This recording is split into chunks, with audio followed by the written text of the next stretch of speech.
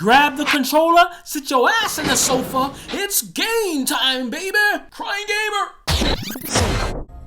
What is going on, ladies and gentlemen? It's your boy Crying Gamer in the building, baby. And if you don't know, now you know. Today, welcome to Game Spotlight. Today's game is Nioh, or Nioh, released on the PS4.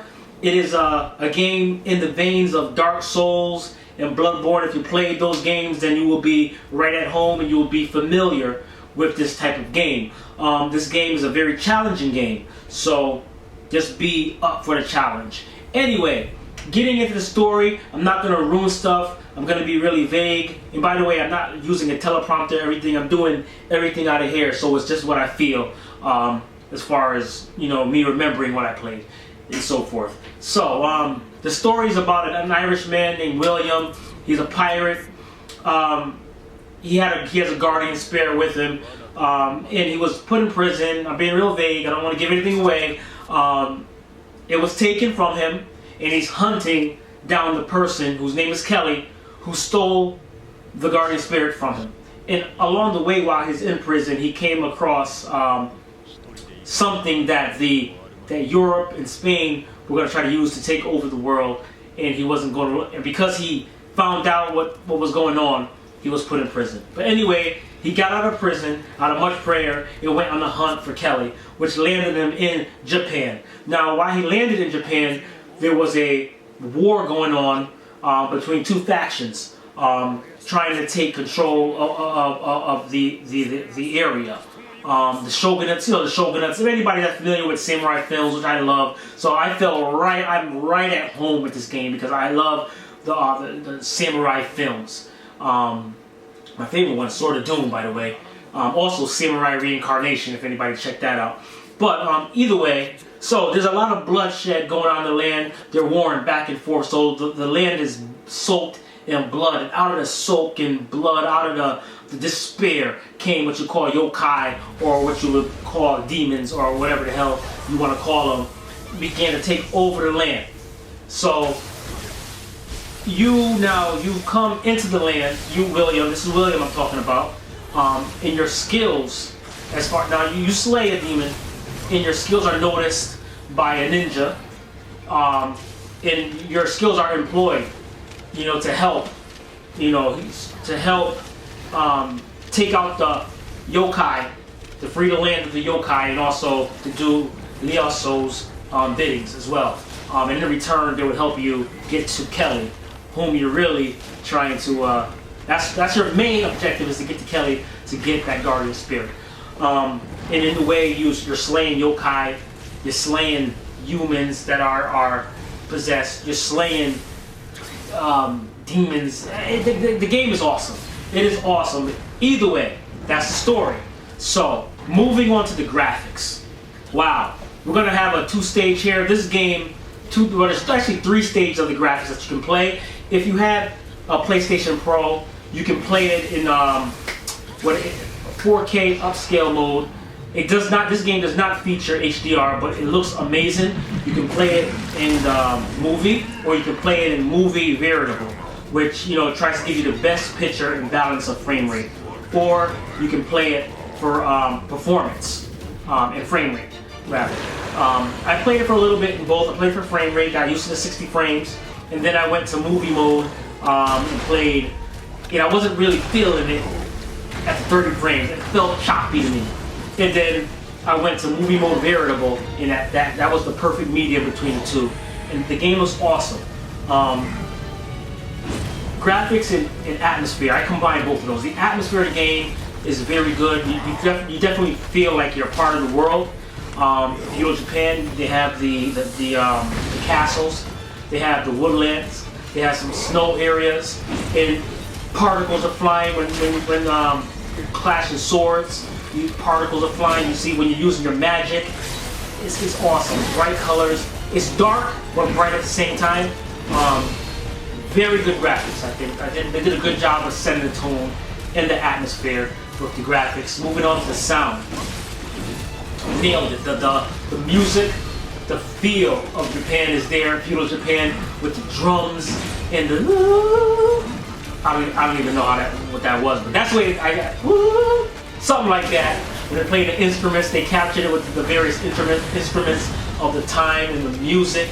It is awesome, especially when you're playing in a surround sound system and your subwoofer hits and goes boom, boom, boom, boom.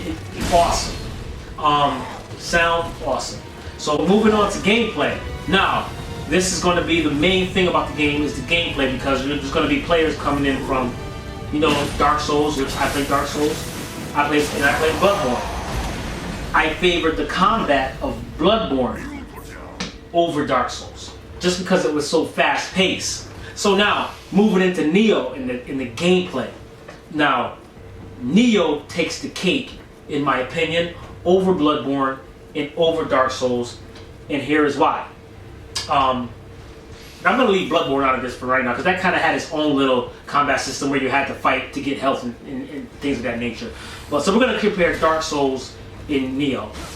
Nioh destroys Dark Souls as far as combat, combos, switching between styles. You have 3 styles. You can, well, actually 4 styles. People don't take into account you can come from the sheath position and come out. I think that's a style. That's a yo-kill style. If anybody's familiar with Samurai Showdown, coming out of the siege, boom, and hitting them. But anyway, the high style, medium, and low. One is fast.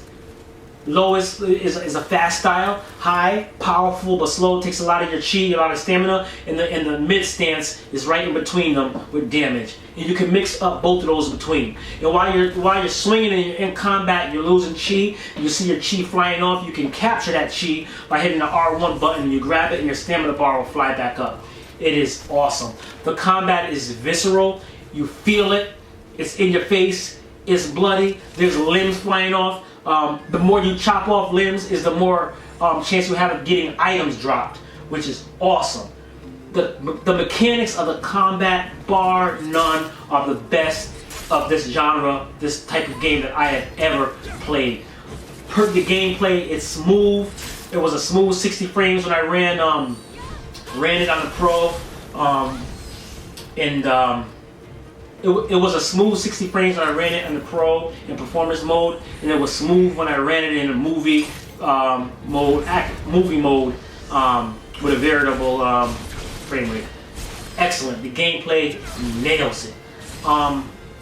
There's also a thing called Hidden Tea House where you can join a faction, and it's like an online war, and every person that you slay in the game, points goes towards your faction, and then you can get weapons, armor, and these people are things you can summon up from the ground. They're dead soldiers, and before you summon them up, they have a ring around them, and they tell you what the potential chances are. They tell you what you can possibly get by defeating the enemy, so you can get armor, you can get cool swords and stuff, and alongside get points that help your faction out. That's real cool, man. This game is just complete. It is a complete game, I'm telling you. And it wasn't promoted that much. It also, when I went to the store to get it, I got the last copy, and they said there wasn't that much copy. So I don't think they really were expecting this game to do that good. But this game is excellent, and if you can get your hands on it, get your hands on it.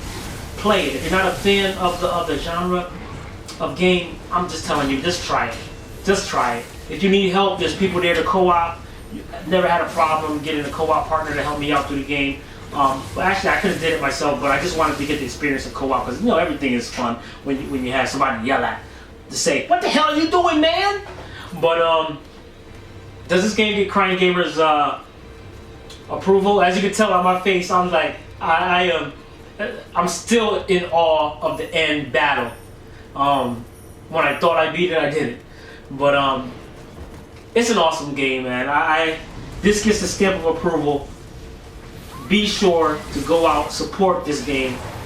And another reason to support it is because it's a Japanese game, and we want Japanese games to come over here. We're tired of being shortchanged in America with good quality Japanese games. I love Japanese games. They're always been my favorite games to play.